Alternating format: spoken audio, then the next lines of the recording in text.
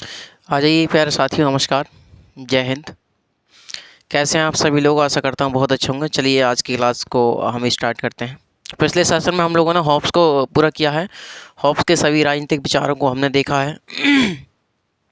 तो हॉब्स के बाद आता हमारा लॉक, लॉक के बाद रूसो, है ना। रूसो के बाद वेंथम, मिल, ये सही विचारक हम लोग देखते हुए चलेंगे। अंत में हम लोग इंडियन पॉलिटिकल थिंकर भी देखेंगे। तो चलिए स्टार्ट करते हैं। टॉपिक डाल दीजिए आप लोग। Lock, John Locke. क्या कहा जाता है? John Locke, John Locke, John Locke, John Locke. John Locke का जो टाइम पीरियड रहा, वो टाइम पीरियड रहा 1632 से लेकर के 1704 ईस्वी तक। 1632 1632 से लेकर के 1704 ईस्वी तक, ईस्वी तक। ये इतने दिन तक इनका कार्यकाल चला, टाइम पीरियड चला इनका। 1632 में इनकी जन्म हुआ और 1704 ईस्वी में इनकी मृत्यु हुई। साथियों, ये जो हमारे लॉक हैं, लॉक का जो जन्म हुआ, लॉक का जन्म कहाँ हुआ? तो लॉक का जो जन्म हुआ वो इंग्लैंड में हुआ। इंग्लैंड में, इंग्लैंड में एक स्थान है समरसेंट। तो लॉक का जन्म इंग्लैंड में हुआ, समरसेंट नामक स्थान पर हुआ। समरसेंट नामक स्थान पर हुआ। लॉक को उदारवाद का जनक कहा जाता है। किसका जनक कहा जाता है? उदारवाद का जनक कहा जाता है। उदारवाद एक विचारधारा है। जब राजनीतिक सिद्धांत में आपको पढ़ाऊंगा तो मैं आपको उसमें बताऊंगा, ठीक है। लॉक को उदारवाद का जनक कहा जाता है, व्यक्तिवाद का जनक कहा जाता है, पूंजीवाद का जनक कहा जाता है, राजनीतिक उदारवाद का जनक कहा जाता है। किसको? लॉक को। लॉक को अमेरिकी क्रांति का प्रेरणा स्रोत भी माना जाता है। लॉक को अमेरिकी क्रांति का प्रेरणा स्रोत भी माना जाता है। साथ ही लॉक के जो पिता थे वो एक उद्योगपति थे। क्या थे? उद्योगपति, मतलब बिजनेसमैन थे। तो लॉक के पिता जो थे वो बिजनेसमैन थे, उद्योगपति थे, उद्योगपति थे। लॉक की जो शिक्षा हुई, लॉक की शिक्षा दीक्षा अपने घर पर ही हुई, क्योंकि भाई पैसा की कोई कमी नहीं थी। और लॉक जो थे शुरुआत से बौद्धिक व्यक्ति रहे थे, मतलब प्रतिभावान थे। इसलिए इन्होंने प्रारंभिक शिक्षा पूरी करने के पश्चात बात ये चली, साहब इनके लिए उच्च शिक्षा कहाँ दिलवाई जाए, उच्च शिक्षा कहाँ दिलवाई जाए। तो उच्च शिक्षा दिलवाने के लिए इन्हें ऑक्सफोर्ड विश्वविद्यालय में एडमिशन इनका करवा दिया गया। ऑक्सफोर्ड विश्वविद्यालय में इनका एडमिशन करवा दिया गया। मैंने आपको बताया कि ये प्रतिभावान थे, बौद्धिक थे। इसी के चलते ये ऑक्सफोर्ड विश्वविद्यालय में प्राध्यापक के पद पर भी नियुक्त हुए। प्राध्यापक के पद पर भी यह नियुक्त हुए, मतलब प्रोफेसर बने। कुछ समय पश्चात इनका मन जो था वो अध्यापन के कार्य से हटने लगा कि अब भाई अब हम अध्यापन का कार्य नहीं करेंगे, अब हम पढ़ाने का कार्य नहीं करेंगे। इनकी थोड़ी सी रुचि देखी गई डॉक्टरी में। तो इन्होंने 2 साल तक डॉक्टरी की पढ़ाई भी करी। चिकित्सक की इन्होंने पढ़ाई करी 2 साल तक। उसके बाद ये डॉक्टर भी बने, उसके बाद ये डॉक्टर भी बने। चलिए साथियों, इतना हम लिख लेते हैं, उसके बाद हम बात करते हैं। तो लॉक का जो जन्म हुआ था, लॉक का जन्म, लॉक का जन्म लिखिए। लॉक का जन्म, लॉक का जन्म 1632 ईस्वी में इंग्लैंड, इंग्लैंड के समरसेंट, समरसेंट नामक स्थान पर हुआ था। नामक स्थान पर हुआ था। तो लॉक का जन्म कहाँ हुआ? तो 1632 ईस्वी में इंग्लैंड के समरसेंट नामक स्थान पर हुआ। लॉक को, लॉक को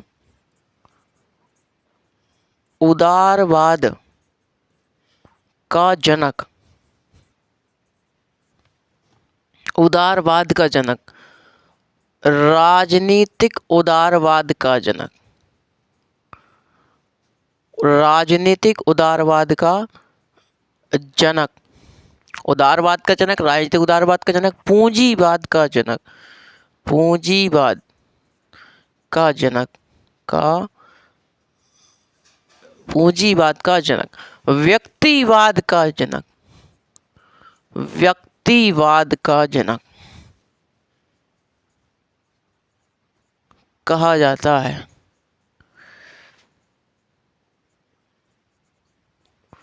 लॉक को इतने सारे जनकों के नाम से जाना जाता है कि उदारवाद का जनक, राजनीतिक उदारवाद का जनक, व्यक्तिवाद का जनक और पूंजीवाद का जनक किसे कहा जाता है? तो लॉक को कहा जाता है। लॉक को अमेरिकी क्रांति का प्रेरणा स्रोत भी माना जाता है। लॉक को साथियों लिखते रहिएगा आप लोग, लॉक को अमेरिकी क्रांति का, अमेरिकी क्रांति का प्रेरणा स्रोत माना जाता है,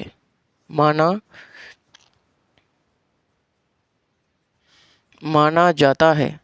तो लॉक को क्या माना जाता है? अमेरिकी क्रांति का प्रेरणा स्रोत किसे माना जाता है? तो लॉक को माना जाता है। लॉक के पिता उद्योगपति थे। लॉक के पिता क्या थे? लॉक के जो पिता थे, लॉक के जो पिता थे, पिता क्या थे? उद्योगपति थे। उद्योगपति, उद्योगपति मतलब बिजनेसमैन थे, बिजनेसमैन थे। इनकी प्रारंभिक शिक्षा, इनकी प्रारंभिक जो शिक्षा हुई, इनकी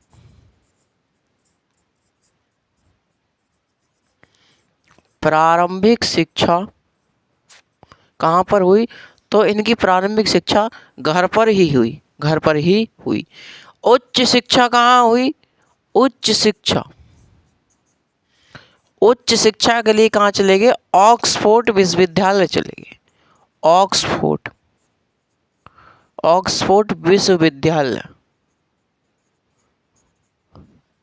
ऑक्सफोर्ड विश्वविद्यालय में इन्होंने अपनी उच्च शिक्षा ग्रहण करी। उच्च शिक्षा इन्होंने कहाँ ग्रहण करी? ऑक्सफोर्ड विश्वविद्यालय। और इसमें ही क्या बने? ये प्राध्यापक के पद पर नियुक्त हुए।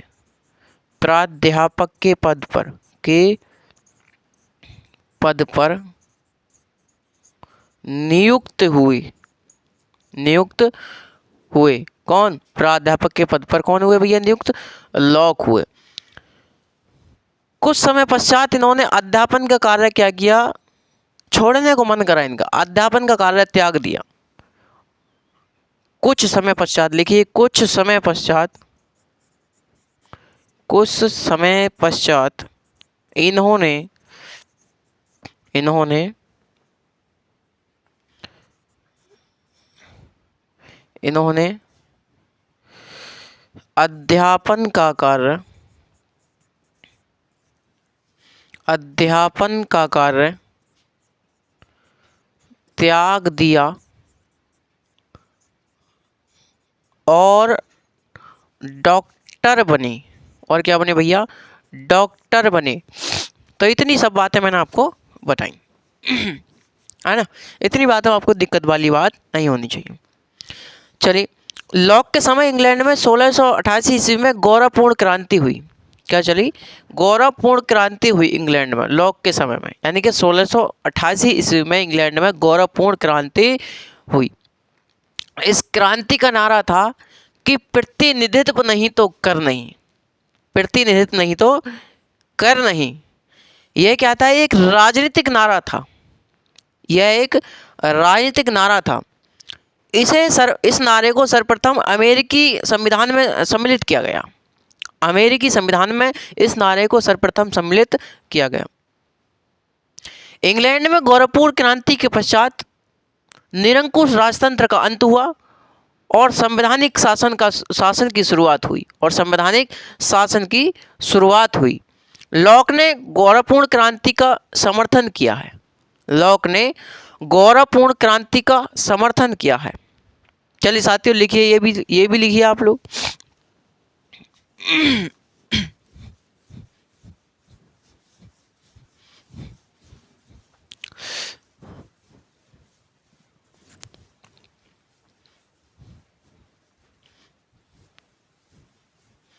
चलिए मैंने आपको बताने का प्रयास किया है कि ये जो इंग्लैंड में लॉक के समय में ही क्या हुई, गौरवपूर्ण क्रांति हुई सन 1688 में।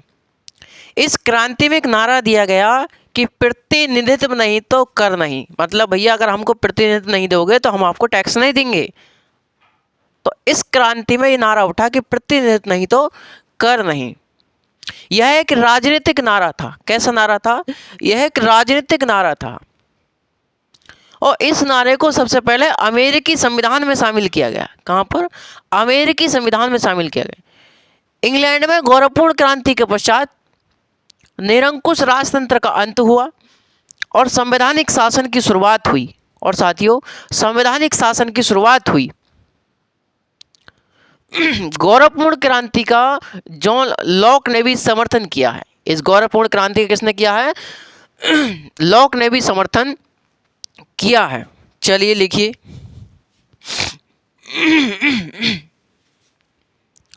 लिखिए, लॉक के समय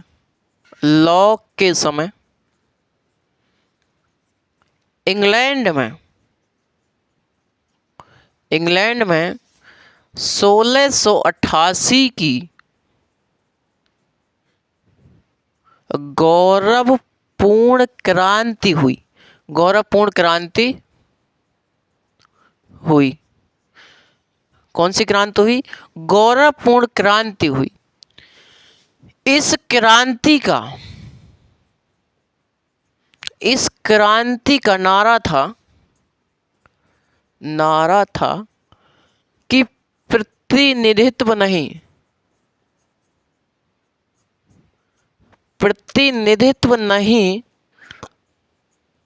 तो कर नहीं। प्रतिनिधित्व नहीं तो कर नहीं। यह राजनीतिक नारा था। ये कैसा नारा था? ये राजनीतिक नारा था। राजनीतिक नारा था। कैसा नारा था भैया? ये राजनीतिक नारा था। इस नारे को सबसे पहले अमेरिकी संविधान में शामिल किया गया। इस नारे को सर्वप्रथम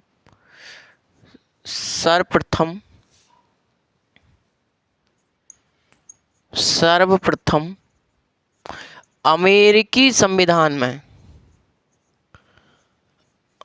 शामिल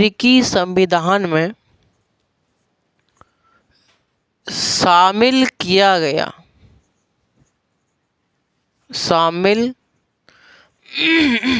गया। तो इनको अमेरिकी संविधान शामिल किया गया। इंग्लैंड में गौरवपूर्ण क्रांति के पश्चात इंग्लैंड में गौरवपूर्ण क्रांति के पश्चात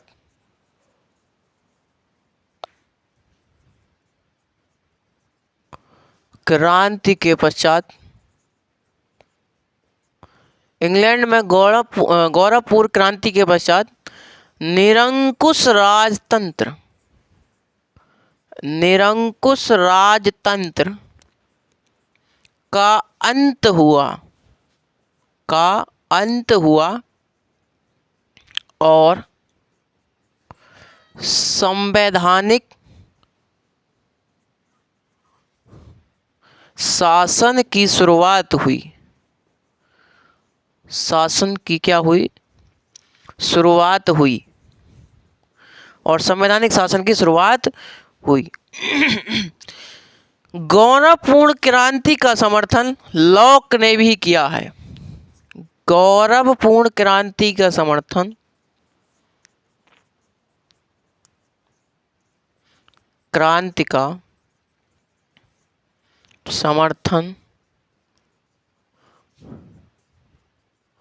लॉक ने भी किया है। सन 1690 ईस्वी में लॉक ने अपनी पुस्तक सन 1690 ईस्वी में लॉक ने अपनी पुस्तक टू ट्रेटाइज ऑन सिविल गवर्नमेंट लिखी। टू ट्रेटाइज ऑन सिविल गवर्नमेंट लिखी। टू ट्रेटाइज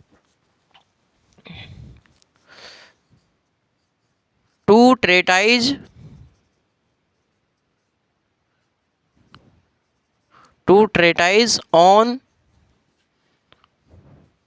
सिविल गवर्नमेंट लिखी।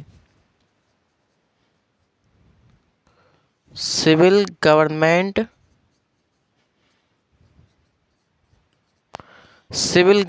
लिखी। तो लॉक ने अपनी पुस्तक कौन सी लिखी सन 1690 में? टू ट्रेटाइज ऑन सिविल गवर्नमेंट लिखी, है ना। और इसी पुस्तक में लॉक ने अपने राजनीतिक विचारों का प्रतिपादन किया। इसी पुस्तक में लॉक ने अपने राजनीतिक विचारों का क्या किया? प्रतिपादन किया। इसी पुस्तक में लिखिए, इसी पुस्तक में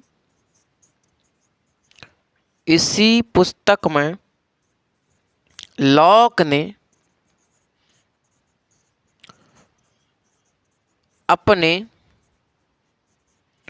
राजनीतिक विचारों का प्रतिपादन किया। तो क्या किया? इसी पुस्तक में लॉक ने अपने राजनीतिक विचारों का क्या किया भैया? प्रतिपादन किया। इस पुस्तक के 2 खंड इन्होंने बताए। इस पुस्तक के कितने खंड बताए? इन्होंने 2 खंड बताए। इस पुस्तक के कितने खंड हैं भैया? तो इस पुस्तक के 2 खंड हैं। कितने खंड? 2 खंड। ये पुस्तक कितने खंडों में लिखी गई?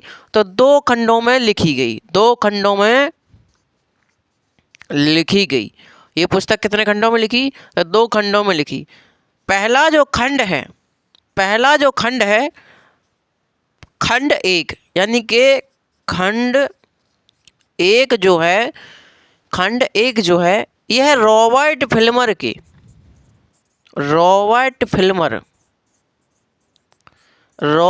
फिल्मर के दैवीय उत्पत्ति के सिद्धांत का खंडन करता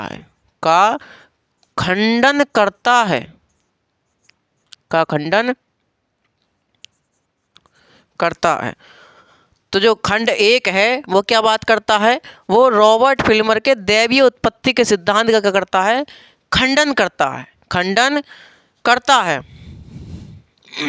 और खंड 2 जो है, खंड 2 यानी कि इसमें ही खंड दूसरा जो है वो क्या बात करता है? वो खंड 2 हॉब्स के निरंकुश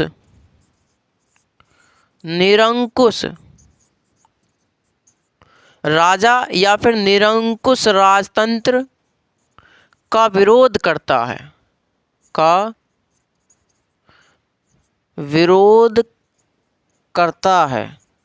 तो क्या करता है? हॉब्स के निरंकुश राजा या फिर निरंकुश राजतंत्र का विरोध करता है, खंड 2। और खंड 2 में ही लॉक ने अपने विचार दिए। लॉक ने अपने राजनीतिक विचार व्यक्त किए। आपसे क्वेश्चन पूछा जाता है कि टू ट्रेटाइज ऑन सिविल गवर्नमेंट पुस्तक किसकी है? तो लॉक की है। कितने खंडों में लिखी गई? तो 2 खंडों में लिखी गई।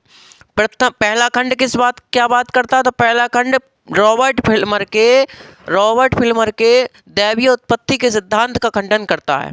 और दूसरा जो खंड है इसका, वो हॉब्स के निरंकुश राजा या निरंकुश राजतंत्र का खंडन करता है। और इनके लॉक ने अपने राजनीतिक विचार किस खंड में दिए, तो खंड 2 में दिए। किस पुस्तक में दिए, टू ट्रेटाइज ऑन सिविल गवर्नमेंट पुस्तक में दिए साथियों, है ना। क्वेश्चन पूछता है कि लॉक ने अपने राजनीतिक विचार टू ट्रेटाइज ऑन सिविल गवर्नमेंट पुस्तक में दिए, यह कितने खंडों में विभक्त थी, तो 2 खंडों में विभक्त थी। किस खंड में राजनीतिक विचार दी, तो खंड 2 में इन्होंने अपने राजनीतिक विचार प्रस्तुत करे साथियों। इतनी बात आप लोग समझ में आ गई होगी। तो मैंने आपको बताने का प्रयास क्या किया है कि सन 1688 ईस्वी में जब लॉक का समय था, जब लॉक का टाइम पीरियड चल रहा था, तो लॉक के समय में ही सन 1688 ईस्वी में इंग्लैंड में गौरवपूर्ण क्रांति हुई साथी। इंग्लैंड में गौरवपूर्ण क्रांति हुई और इसी गौरवपूर्ण क्रांति में एक नारा दिया गया कि प्रतिनिधित्व नहीं तो कर नहीं, प्रतिनिधित्व नहीं तो कर नहीं, यह नारा दिया गया गौरवपूर्ण क्रांति में।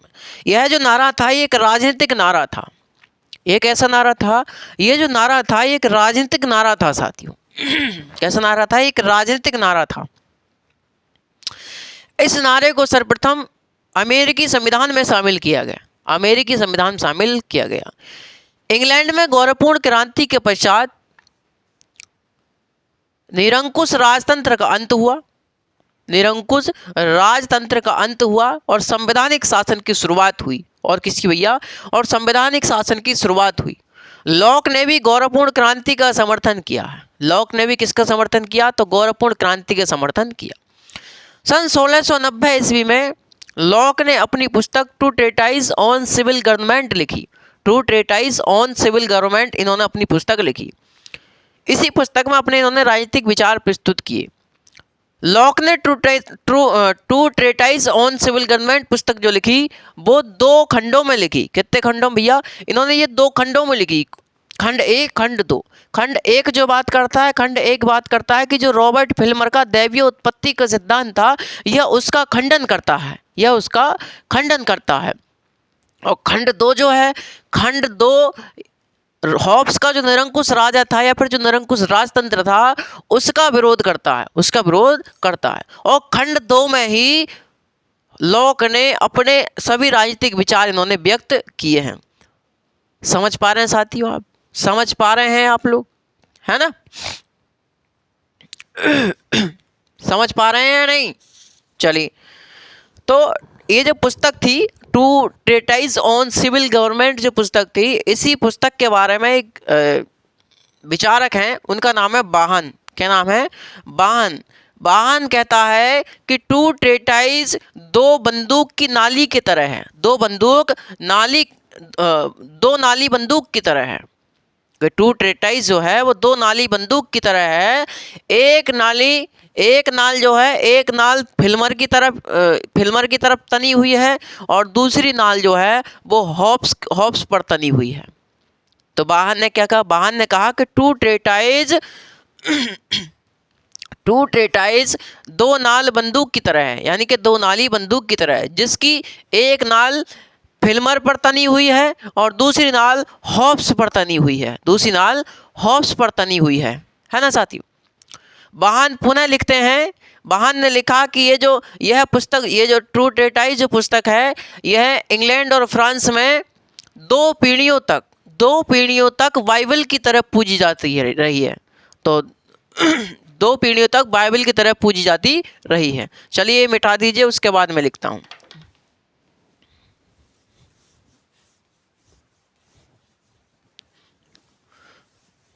साथ ही आप लोग बने रहें और लगे रहें चैनल पर, क्योंकि देखिए हमने ये निश्चय किया है कि भाई आपकी सफलता में ही हमारा लक्ष्य छिपा हुआ है। क्योंकि देखिए जब आप सफल नहीं होंगे तो भाई हमको कौन पहचानेगा। तो इससे ये है कि अपनी ज़्यादा से ज़्यादा वीडियो शेयर करें और अच्छे से पढ़ाई करते रहें अपनी। मेहनत, देखिए मेहनत कहीं ना कहीं रंग जो है ज़रूर लाती है। आपने मेहनत करी, ऐसा नहीं है कि ये मेहनत जो है आपकी असफल हो जाएगी या फिर ये मेहनत आपको काम नहीं आएगी जीवन में। मेहनत आपको जीवन में, सभी मेहनत आपको जीवन में काम आती हैं। ऐसा नहीं है आज आपने लॉक पढ़ा तो ऐसा नहीं है कि लॉक से आपके प्रश्न नहीं आएगा, बिल्कुल आएगा। लॉक से प्रश्न आएगा, लॉक के राजनीतिक विचारों से प्रश्न आएगा। आप केवल पढ़ते रहें साथियों, जब तक एमएन सर का वादा है आपका सर पेपर में झुकने नहीं देगा। साथियों, पेपर की खोपड़ी में छेद कराना एमएन सर की बारी है। हम आपके पेपर में छेद करवा देंगे, पेपर की खोपड़ी में छेद करवा देंगे। हम ऐसे नहीं बोलते, हम ऐसे ही नहीं बोलते। साथियों, आप सिर्फ मेहनत पे ध्यान दें, जितना पढ़ाया जा रहा है उसको याद करें, कंटेस्ट आप उसकी तैयारी करते रहें, डेली इसका 1 घंटा रिवीजन करें। 1 घंटा 40 मिनट क्लास लेते हैं, उसके बाद इसे 1 घंटा रिवीजन भी करें। तो साथियों, टू ट्रेटाइज के बारे में वाहन कहता है, टू ट्रेटाइज के बारे में वाहन कहता है, क्या कहता है वाहन? टू ट्रेटाइज, लिखिए टू ट्रेटाइज के बारे में, टू ट्रेटाइज, टू ट्रेटाइज के बारे में, टू ट्रेटाइज के बारे में वाहन कहता है, वाहन कहता है, कहता है, वाहन कहता है कि क्या कहता है वाहन? वाहन कहता है कि टू ट्रेटाइज, टू ट्रेटाइज, टू ट्रेटाइज दो नाली बंदूक की तरह है, दो नाली बंदूक की तरह है, बंदूक की तरह है, बंदूक की तरह है, जिसकी, जिसकी एक नाल रॉबर्ट फिल्मर पर तनी है,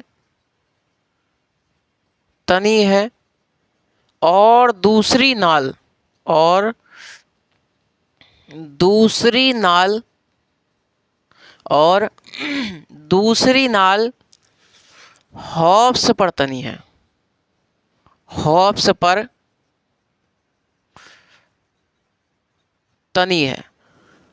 तो टू ट्रेटाइज के बारे में वाहन ने क्या कहा? वाहन कहता है कि टू ट्रेटाइज दो नाली बंदूक की तरह है, जो एक, इसकी एक नाल फिल्मर पर तनी है और दूसरी नाल हॉब्स पर तनी है। साथियों, वाहन इसके बारे में पुनः लिखता है कि यह पुस्तक अपने प्रकाशन के, यह पुस्तक अपने प्रकाशन के 2 पीढ़ियों तक इंग्लैंड में बाइबल की तरह पूजी जाती रही है।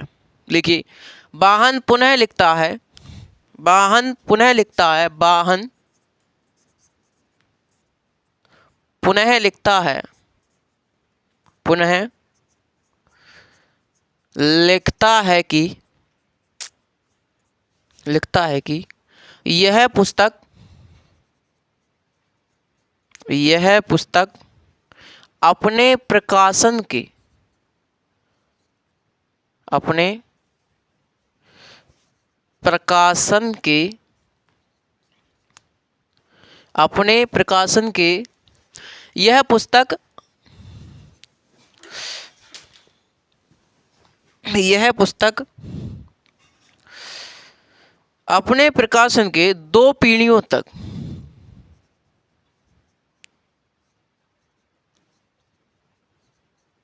2 पीढ़ियों तक, अपने प्रकाशन के 2 पीढ़ियों तक इंग्लैंड में और फ्रांस में, अपने 2 पीढ़ियों तक इंग्लैंड एवं फ्रांस में, इंग्लैंड एवं फ्रांस में, फ्रांस में बाइबल की तरह पूजी जाती रही है। बाइबल, बाइबल की तरह, की तरह पूजी जाती रही। तो वाहन क्या कहता है? वाहन कहता है कि यह जो पुस्तक है, जो टू ट्रेटाइज पुस्तक है, यह अपने प्रकाशन के पश्चात 2 पीढ़ियों तक इंग्लैंड और फ्रांस में एक बाइबल की तरह पूजी जाती रही। साथी, बाइबल की तरह पूजी जाती रही। लॉक का प्रभाव अमेरिकी संविधान पर दिखाई पड़ता है। लॉक का जो प्रभाव है वो अमेरिकी संविधान पर दिखाई पड़ता है। साथ ही लॉक को व्यक्तिवाद का जनक भी कहा जाता है, ये मैंने आपको बताया। तो लॉक को व्यक्तिवाद का जनक भी कहा जाता है। लॉप ने संवैधानिक राजतंत्र, प्रतिनिधि सरकार, संसदीय लोकतंत्र, उत्तरदायी सरकार आदि का समर्थन किया। इन सभी शासन प्रणालियों का इन्होंने समर्थन किया। लॉक ने धार्मिक सहिष्णुता का सिद्धांत भी प्रतिपादित किया। धार्मिक सहिष्णुता, इसमें कहा जाता है कि धर्म जो है वो अंतःकरण का विषय है, इस पर कोई बाह्य बल प्रयोग नहीं किया जा सकता। यदि बाह्य बल आप प्रयोग करते हैं तो धर्म क्या हो जाएगा, धर्म नष्ट हो सकता है, धर्म नष्ट हो सकता है। ये धार्मिक सहिष्णुता है। चलिए साथियों, तो मैंने आपको बताया कि लॉक ने धार्मिक सहिष्णुता का समर्थन किया, प्रतिपादन किया। जहां हॉब्स ने चर्च को राज्य के पूर्ण तरीका से अधीन किया था, राज्य के पूरी तरीका से अधीन किया था, वहीं लॉक ने चर्च को राज्य से बिल्कुल अलग कर दिया, पृथक कर दिया और कहा कि धर्म क्या है, अंतःकरण का विषय है, धर्म अंतःकरण का विषय है, इस पर बाह्य बल का प्रयोग नहीं किया जा सकता, इस पर बाह्य बल का प्रयोग नहीं किया जा सकता। चलिए साथियों, लिखिए लॉक का जो प्रभाव है वो अमेरिकी संविधान पर दिखाई पड़ता है। लिखिए साथियों, लॉक का प्रभाव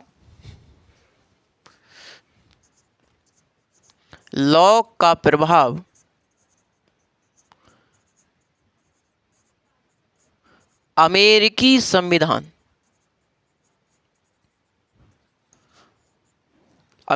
लॉक का प्रभाव अमेरिकी संविधान पर दिखाई पड़ता है।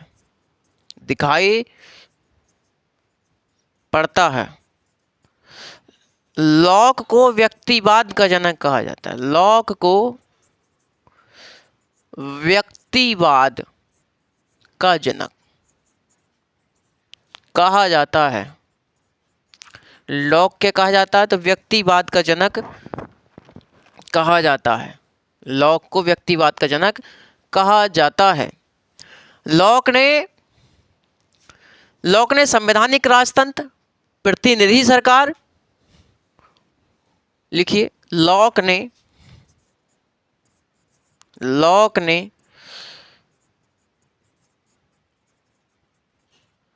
संवैधानिक राजतंत्र,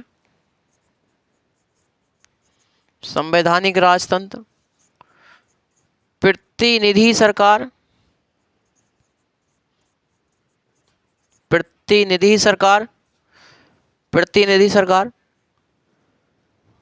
लोकतांत्रिक सरकार,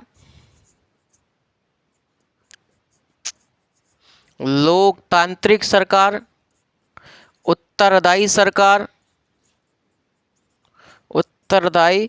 सरकार आदि का समर्थन किया।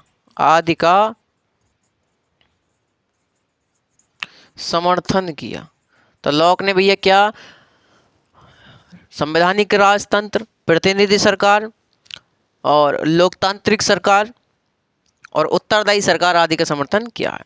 लॉक ने धार्मिक सहिष्णुता का सिद्धांत प्रतिपादित किया। लॉक ने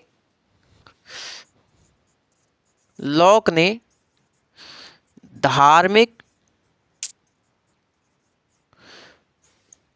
सहिष्णुता का सिद्धांत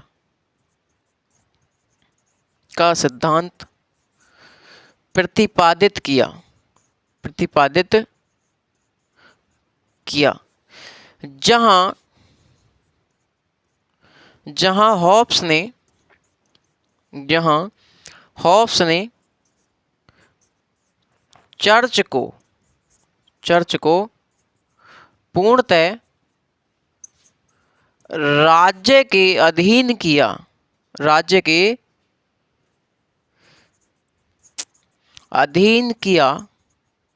वहीं लॉक ने चर्च को राज्य से पृथक किया। राज्य से क्या किया, राज्य से पृथक किया। तो राज्य से भैया इन्होंने पृथक कर दिया किसको, चर्च को। और कहा कि और क्या कहा लॉक ने कहा कि धर्म अंतःकरण का विषय है, इस पर बाह्य बल का प्रयोग नहीं किया जा सकता। लॉक ने कहा कि धर्म अंतःकरण का विषय है। धर्म अंतःकरण का विषय है।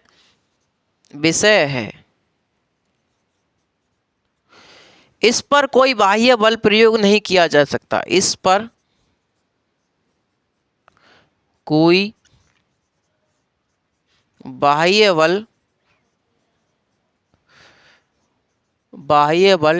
प्रयोग नहीं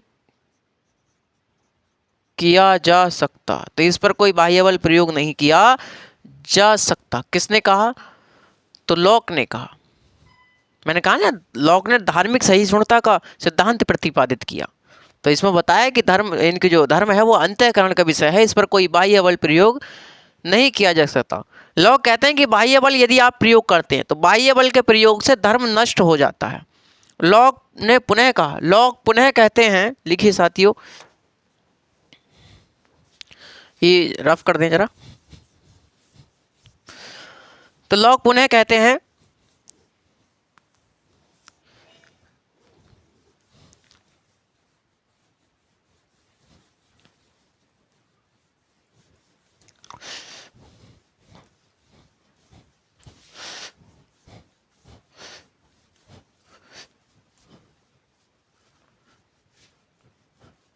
साथियों वीडियो को शेयर भी कर दिया करें ताकि आपके जो मित्र हैं, पढ़ने वाले मित्र हैं, उनका कुछ भला हो सके।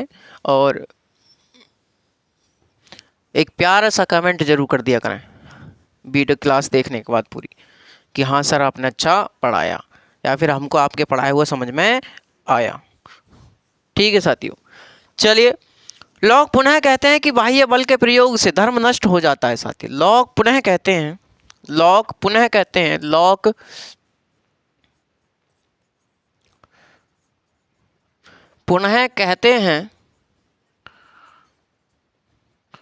कि बाह्य बल के प्रयोग से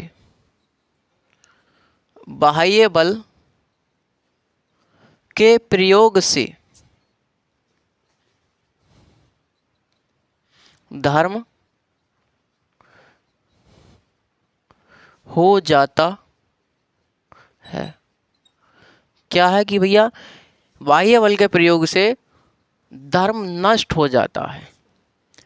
तो धर्म क्या है? अंतःकरण का विषय है, इस पर बाह्य बल का प्रयोग नहीं किया जा सकता। यदि आप करते हैं तो ये नष्ट भी हो सकता है। कौन कहते हैं? तो लॉक ने कहा। लॉक ने नास्तिकों, कैथोलिकों एवं मुसलमानों को राज्य से निष्कासित कर देना चाहते थे, क्योंकि इनमें धार्मिक कट्टरता पाई जाती है। लिखिए साथियों, लॉक जो थे, लॉक नास्तिकों,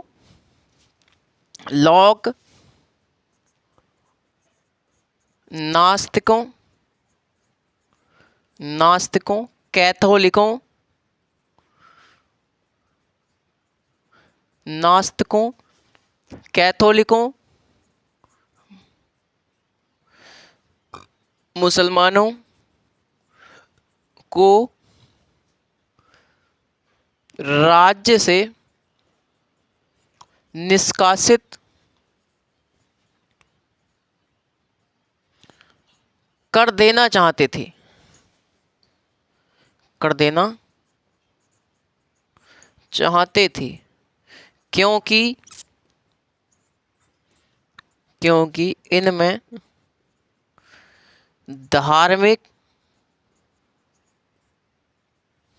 क्योंकि इनमें धार्मिक कट्टरता पाई जाती है।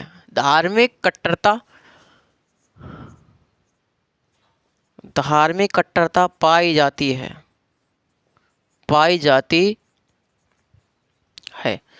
तो इनमें क्या पाई जाती है? क्योंकि इनमें क्या पाई जाती है भैया? धार्मिक कट्टरता पाई जाती है। साथियों मैंने आपको बता दिया है ना, मैंने आपको बताया कि लॉक को राजनीतिक उदारवाद का जनक भी कहा जाता है ना। राजनीतिक उदारवाद का जनक भी लॉक को कहा जाता है। लॉक की जो मृत्यु हुई वो 1704 ईस्वी में हुई, ये आपको पता है। चलिए साथियों लिखिए, लॉक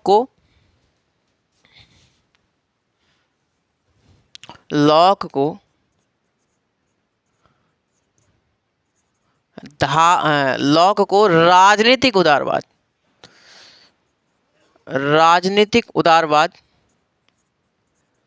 का जनक भी कहा जाता है। राजनीतिक उदारवाद का जनक भी कहा जाता है। इनकी मृत्यु कब हुई? तो लॉक की मृत्यु कब हुई भाई? लॉक की मृत्यु कब हुई? 1704 ईस्वी में हुई। कहाँ हुई? इंग्लैंड में ही हुई। 1704 ईस्वी में इंग्लैंड में ही हुई। लॉक की जो प्रमुख पुस्तकें हैं, कुछ लॉक की क्या है प्रमुख पुस्तकें? हमने तो एक पुस्तक देखी लॉक की, two treatise on civil government. दूसरी पुस्तक है लॉक की लेटर ऑन टॉलरेशन, सहिष्णुता के पत्र लेटर ऑन टॉलरेशन। अगला है एसे कंसर्निंग ह्यूमन अंडरस्टैंडिंग। लिखिए हॉब्स यानी कि लॉक की पुस्तकें। लॉक की पुस्तकें लॉक की पुस्तकें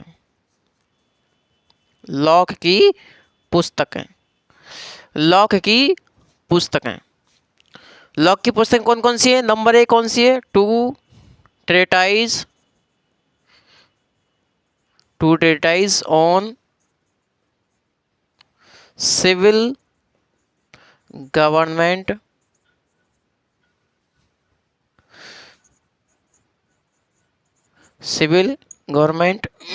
इनकी एक पुस्तक।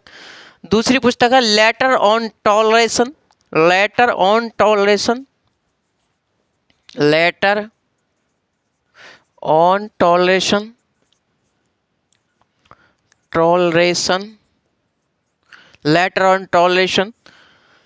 तीसरी इनकी पुस्तक है एसे कंसर्निंग ह्यूमन अंडरस्टैंडिंग।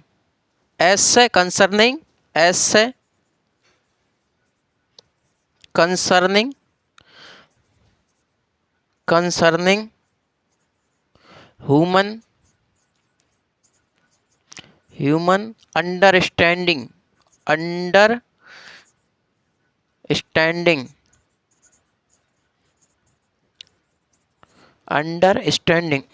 तो लॉक की कितनी पुस्तकें? 3 पुस्तकें। कौन कौन सी? Two treatise on civil government, letter on toleration, अगली है एसे कंसर्निंग ह्यूमन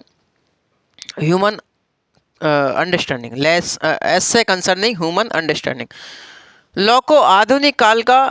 लॉक जो था वो आधुनिक काल का पहला ऐसा विचारक था जिन्होंने श्रेय का सिद्धांत प्रतिपादित किया। श्रेय का सिद्धांत मतलब काम का सिद्धांत, है ना। चलिए लिखिए साथियों, लॉक आधुनिक काल का पहला राजनीतिक विचारक था। लॉक आधुनिक काल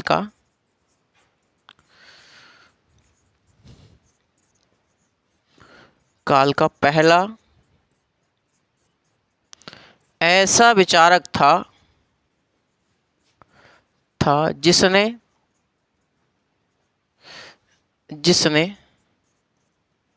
श्रेय सिद्धांत प्रतिपादित किया। जिसने कौन सा सिद्धांत दिया? तो श्रेय का सिद्धांत दिया। और श्रेय का सिद्धांत क्या होता है? श्रेय का सिद्धांत बताता है कि लॉक ने कहा कि कोई वस्तु क्या है? कोई वस्तु सार्वजनिक होता है। जितनी वस्तु होती हैं वो क्या होती हैं? वो सब सरकारी होती हैं, सब सार्वजनिक होती हैं। व्यक्ति अपने श्रेय का प्रयोग करके अपने काम का प्रयोग करके उसको निजी बना देता है, उसको निजी बनाता है। और निजी संपत्ति को कोई छीन नहीं सकता, लॉक ने कहा कि कोई वस्तु जो होती है वो सार्वजनिक होती है।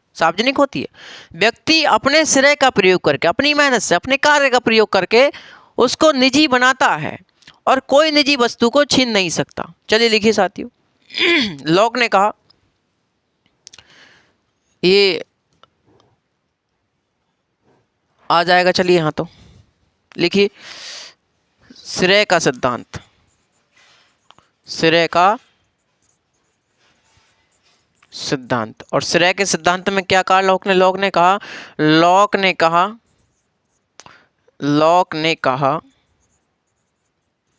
लॉक ने कहा कि कोई वस्तु सार्वजनिक होती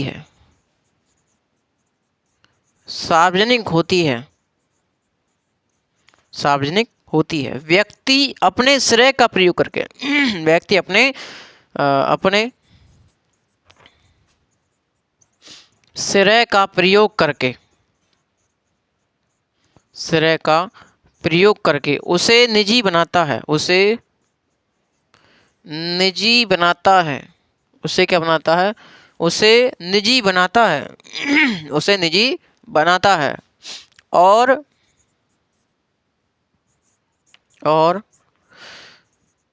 कोई निजी संपत्ति को छीन नहीं सकता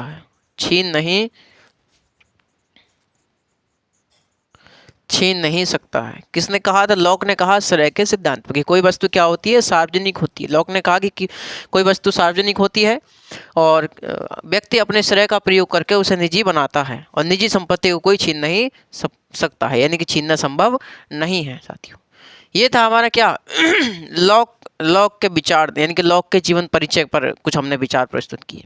कल देखेंगे लॉक के राजनीतिक विचार। लॉक ने अपने कौन कौन से राजनीतिक विचार प्रस्तुत किए, है ना?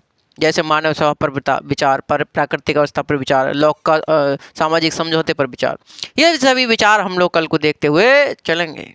चलिए साथियों, आज के लिए मैं यहीं विदा चाहता हूँ। ऑफलाइन क्लास में भी जाना हमको, तो चलिए आज के लिए यहीं विदा दीजिए। नमस्कार, जय हिंद।